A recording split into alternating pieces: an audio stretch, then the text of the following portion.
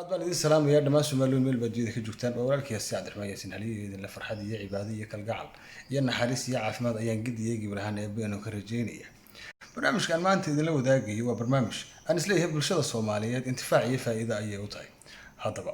anigoo halka fadhiya oo mobilkayga isticmaalaya ayaa hees YouTube-ka aan ku arkay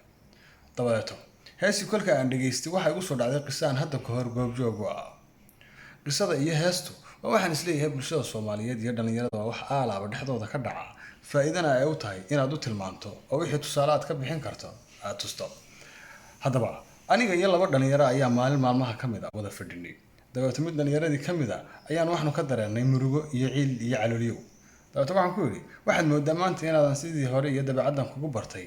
aadan lahayn maxaa iska kaa bedelay oo naftaada walaalkay oo ku soo kordhay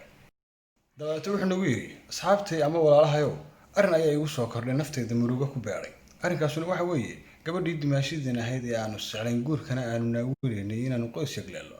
waan isku dhacnay dabeeto xaaladdeedii iyo jacaylkayagii wuxuu u egyahay mid burburay kolkaasaan waxaan ku yidhi bisinkee maxaa sababay kolkaasuu yidhi gabadhii baryaha kan waxay noqotay mid aad u caroota oo la igu diro caradeeduna waa mid aan la xamili karin aadna u fara badan kolkaasaan idhi hayey oo maxaa kuu qorshiyo go-aana wuxuu yidhi ma doonayo inaanu kala tagno raggu inay dul qaataan waa muhiim iyo lama huraan waxa ii qorshaa buu yidhi inaan u saburo oo ayaaba sugo dabeetana ilaahay baan ka rajeynayaa inay ii timaado iyadoo ii xiistay xaalkeeduna sidii hore dhaamo ogsoonna inaanu ahay mid daacada maxaad idinku talo isiin lahaydeen oo raggu qorshaabi inankii dhalinyarada ahaa ayaa taladii ku horreeyey iyo fikirkii aalaana anigu waxaan jeclahay kolkay talo ahaato inaan dhegaysto talada dadka kale si taydu ay u ahaato mid nuxur leh ama tooda aan israado allayle waa muhiim way kaa fiican tahay taa ku raac dabeeto inankii baa wuxuu yidhi warniyow inantaas haddii ay dabeecaddeedu sidaa tahay horena dhowr jeer baan ku arkaadoo murugaysane amay tahay mid murugo kuu horseedaysa noloshaadana diiqad iyo ciil iyo calooliyo badaysa dhibna kuu keenayso aad ka qoobamayso marka waxaan kugula talin lahaa nin dhalinyaro abaa tahay inaad aayahaaga u tashato oo mid ka wanaagsan raacdo tan waa tii ku dibdhigi lahayd kan inankii dhalinyarada ahaa taladiisa maqlay oo sidaasa ayaan yaabay haddaba yaabka aan ka yaabay muxuu ahaaye waxa aan la yaabay yaabku wuxuu ahaa maalin aan sii fogeyn inanka aanu talada siinayna mooye kii iminka talada siinayo gabadha ka tag lahaa annagoo wada joogna ayaan xasuustay hadallo uu lahaayoo ahaa inanka saaxiibkeena wuxuu la sheekaystaa inan aad u qurux badan ee bahayna diin iyo dulqaad iyo darajo siiyey isaguse waa nin kululoo gabadhatan aan haysan karin waxaan ka baqayaa caqliyaradiisa inuu noqdo mid gabadhaa haysan waayo dabeeto waxa isukay qaban waayey hadalkii maalintii dhaweyd ugu lahaa ee gabadha wanaaggeeda ahaa ee maanta uu leeyahay maaha sidaa kolkaasaan idhi alla ileh kani waa xaasid saaxiibkii aan khayr u quudhayn malaha isagu isla rabaa ama ka xun jacaylkooda dabeeto waxaan is idhi ha ka nixin waa ilkuwarabla waa aadan oo halkaasuu ku caawiyay oo wixii maalintii uu lahaa iminka tusaalaha ugu soo qaadane taladaada iyo siduu dhiibi dabeeto inankii taladana weydiistay ayaan ku yidhi walaalkay u dhegeyso labadii isdoortee ku heshiiya dooqa meel diradiraala ah kala dira ma waayaan carbiidaan baa isugu dhowo way iska dhiinaan aadanaha isjecelna waa kuwii dirira oo dagaalo dabeetana heshiiya waa haweenaya waxaa laga yaabaa asbuucii caadadii iyo dhiigga inay ku jirto camalkeedu xuyey amase waxaa laga yaabaa inay guur kaa doonayso aad kala daaday amase waxaa laga yaabaa waayaha adduunku inuu ciilay oo camalkeedu xun yahay waxa habboon baan ku yidhi inuu cindigaaga iyo maankaagu garwaaqsado inay ku jeceshahay ee karaamo kaa sugayso waqtina ay ku siisay oo aad u dulqaadato u dulqaado koolkooli waa gabarh kugu habboon adiguna aad ku habboon tahay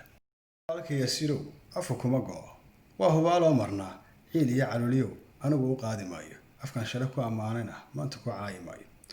waan ogahay way carooteedaase buu yidhi gabarh weligay ka cilmi iyo aqoon badan oo ka dhaqan wanaagsan ma arag hooyana ma ay dhalin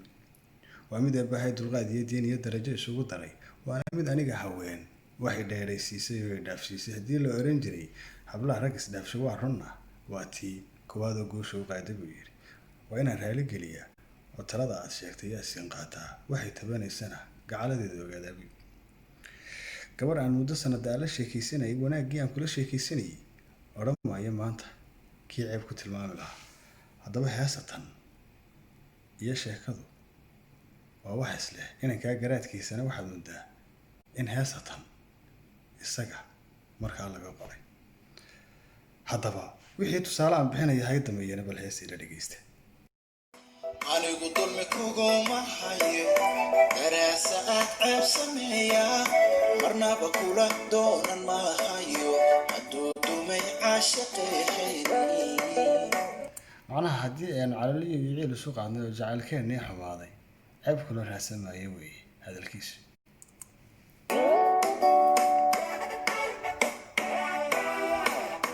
intan doqon soo kaxaysto xantada daliilin maayo dadkii adika xumaana damiirku iraaci maayo damiirku iraacin maayo.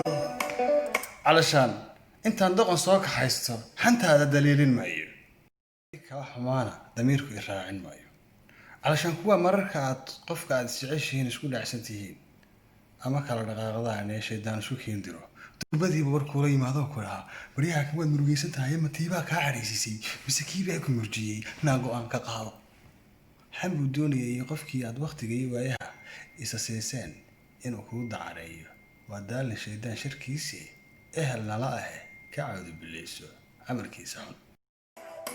haddii aad dareemi weyday kuwa isku kandiraya kendiraya intan kacooda kirada ayuunba aan ku ducayne marnaba ku dalaaqi maayo marnaba ku dalaaqi maayo